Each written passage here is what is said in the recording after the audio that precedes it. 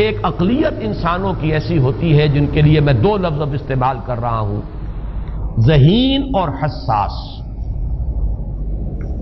ذہین اور حساس لوگوں میں قبض اور بسط کی کیفیت، یہ مختلف سائیکلز ہیں جو آتی رہتی ہیں۔ کبھی طبیعت میں پشمردگی ہے، دل بجھا ہوا سا ہے، کچھ نا امیدی سی ہے، خود اپنے اوپر اعتماد کی کمی محسوس ہو رہی ہے، مجھ میں صلاحیت نہیں ہے، میں کچھ نہیں کر سکتا، اب تک جو کچھ کیا اس کا بھی ہے، امنگ بھی ہے، امید بھی ہے، روشن پہلو نظر آ رہے ہیں۔ قبض کی کیفیت میں تاریک پہلو نظر آتے ہیں، مایوسی کے پہلو نظر آتے ہیں، پیسیمزم کی کیفیت، اور یہ جو بسط کی کیفیت ہے اس میں روشن پہلو۔ دیکھو یہ بھی تو ہے نا، آخر یہ بھی تو ہوا ہے، اور بھی ہو سکتا ہے، آخر اب تک میں نے یہ کام بھی تو کر لیا، آگے بھی مشکل آسان ہو سکتی ہے۔ یہ دو کیفیات ہیں قبض اور بسط کی، جن کو کہ صوفیاء کرام نے یہ اصطلاحات، یہ عنوان دیے، قبض اور بسط۔ جتنی انسان کے اندر حساسیت کی کیفیت زیادہ ہوگی، ذہانت زیادہ ہوگی، اتنا ہی یہ جو ویوز ہیں اس کی ایمپلیٹیوڈ زیادہ ہوتی ہے۔ کم ذہین انسان ہے، کم حساس ہے، آئیں گے تو صحیح ہے، لیکن یہ کہ وہ ویو جو ہے اس کا ایمپلیٹیوڈ جو ہے اس کے اندر اوپر اور نیچے کی کیفیت زیادہ نہیں ہوگی۔ لیکن جتنا یہ معاملہ بڑھتا ہے یہ جو ویو ہے اس کے ایمپلیٹیوڈ بڑھتا چلا جاتا ہے۔ لیکن نارمل انسان کا معاملہ یہ ہے کہ یہ حدود کے اندر رہے، اسی کی ایک کیفیت جو ہے اب نارمل جب ہو جاتا ہے، یہی ہے جو جدید ہماری جو سائیکولوجیکل میڈیسن ہے اس میں اسے مینیکس ڈپریسو سائیکوسس کہا جاتا ہے۔ مایوسی ہوئی تو اتنی ہوئی کہ جیسے کمر ٹوٹ کر رہ گئی، اور اسی ڈپریشن میں ہوتی ہیں خودکشیاں، خودکشی کر جاتا ہے ڈپریشن۔ کچھ روشن پہلو نظر ہی نہیں آ رہا، کوئی امید کا پہلو نظر ہی نہیں آ رہا، کوئی صورت نظر نہیں آتی، کوئی امید بن نہیں آتی، کس طرف جاؤں، کدھر دیکھوں، کسے آواز دوں، اے ہجوم نامرادی دل بہت گھبرائے ہے۔ اور جب آدمی محسوس کرتا I can't face these realities، یہ commits suicide۔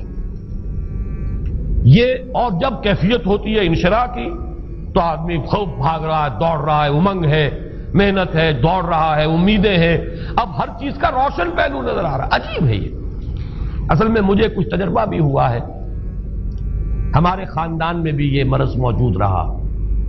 میرے والد مرحوم کافی طویل عرصے اس مینیک ڈپریسو سائیکوسس کے مریض رہے۔ کچھ ہوتا ہے یہ معاملہ، ویسے بھی شاید ہمارا خاندان جو ہے اس کیٹیگری میں آتا ہے جس میں ذہانت نسبتاً کچھ زیادہ ہے، حساسیت بھی نسبتاً کچھ زیادہ ہے۔ یہ دوسری بات ہے کہ کوئی شخص جو ہے یہ فلسفے کے طور پر اختیار کر لے کہ اپنے آپ کو ڈھیٹ بنا لینا ہے، یہ فلسفہ بھی بن سکتا ہے، لیکن یہ ہے کہ اگر آدمی چھوڑ دے اپنی طبیعت کو تو یہ دونوں کیفیات آتی ہیں۔ انہی کیفیات میں اگر یہ جو اپورڈ اینڈ ڈاؤنورڈ موومنٹ ہے یہ ایک حد سے نکل جائے تو یہ بیماری ہے مینیک سائیکوسس، مینیک ڈپریسو سائیکوسس۔ اس میں جب آدمی ہوتا ہے وہ اپر کیفیت میں تو اس کے اندر بڑی عظیمت ہے، روشنی ہے، امید ہے، لوگوں سے گفتگو کر رہا ہے، حق بول رہا ہے، خوب جو ہے محفل کے اندر، اب وہ محفل میں اسے دلچسپی محسوس ہو رہی ہے اور اسے ہر چیز کا روشن پہلو نظر آ رہا ہے، خود اپنے وجود کا بھی روشن پہلو، دوسروں کے وجود کا بھی، دوسروں کی بات میں سے بھی وہ اچھا پہلو تلاش کریں گے، وہ برا پہلو تلاش نہیں کریں گے۔ جب دوسری کیفیت ہے ڈپریشن کی، ہر ایک کی بات میں کوئی برائی نظر آئے گی، کوئی اس کی نیت کا فطور ہے، کوئی فساد ہے، کوئی یہ جو ہے بدنیتی کے ساتھ یہ بات کر رہا ہے، کوئی خیر کہیں ہے ہی نہیں، برائی ہی برائی ہے، مایوسی ہی مایوسی ہے، بدلی ہی بدلی۔ یہ ہے در حقیقت وہ کیفیت، اس کو غالب نے بہترین انداز میں تعبیر کیا ہے۔ ذہین اور حساس انسانوں میں ان کی جو ترقی ہے وہ انہی مراحل سے ہو کر گزرتی ہے، اور ہر ڈپریشن کے بعد، ڈپریشن میں اس سینس میں استعمال نہیں کر رہا یعنی بیماری کی حد تک پہنچنے والی ڈپریشن نہیں، صرف قبض کی حد تک پہنچنے والا معاملہ، ہر قبض کے بعد جب بسط آتا ہے تو آگے ترقی ہوتی ہے، جس کو آپ کہتے ہیں بائی لیپس اینڈ باؤنڈس، آدمی جو ہے چھلانگ لگاتا ہے، گویا کہ ایک درجہ جو پہلے تھا اس سے آگے درجہ انسان کا جو ہے اس سے بلند تر پوزیشن پر انسان پہنچتا ہے. ہر قبض کے بعد جو نیا بست آتا ہے وہ ایک نئی کیفیت، نئی شان، نئی بلندی، نئی رفعت لے کر آتا ہے. اس کو غالب نے تعبیر کیا ہے بہت خوبصورت انداز ہے. رکتی ہے میری طبع تو ہوتی ہے رواں اور.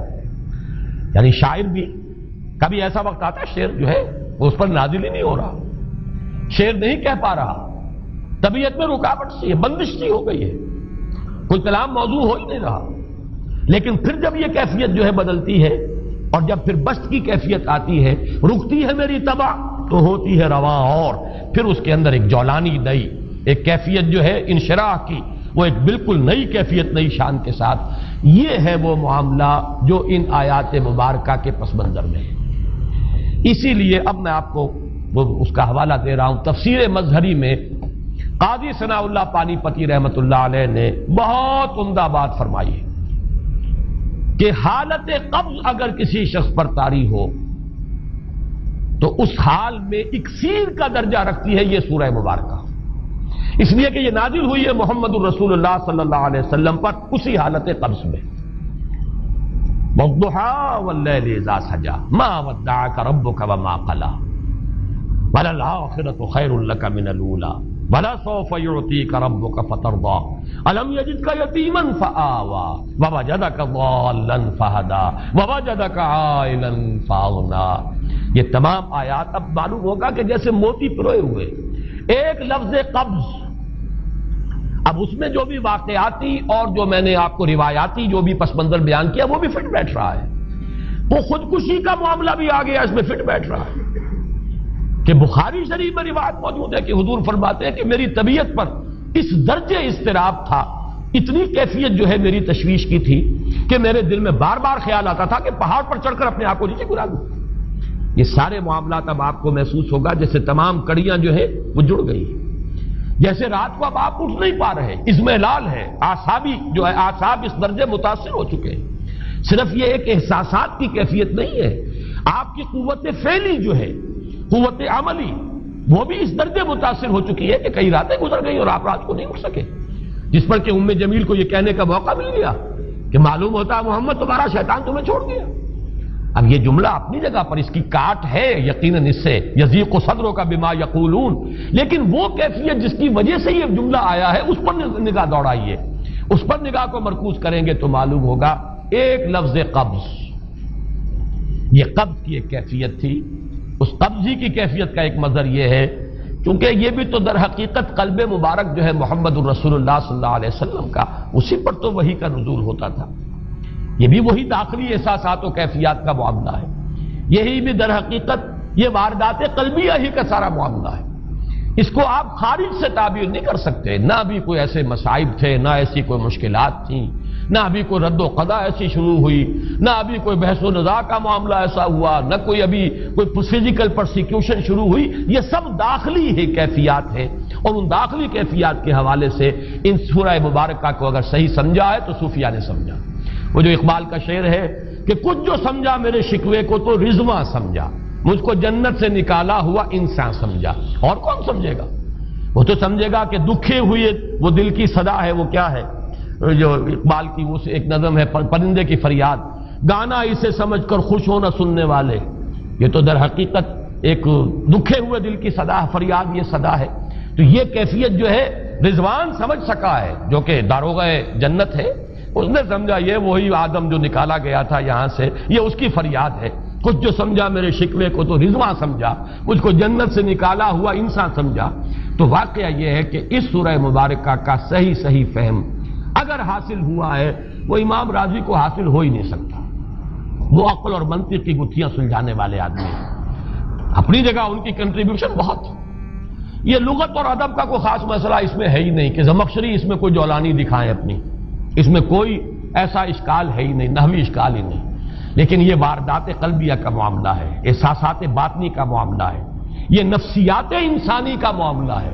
اور اس کو وہی سمجھ سکتے ہیں کہ جو ماہرین علم نفس ہیں، اور وہ ہیں صوفیاء کرام ہمارے ہاں، جن کا وہ ذوق ہے باطنی کیفیات و احساسات، جن کا موضوع ہے کہ یہ در حقیقت حالت قبض کی کیفیت ہے.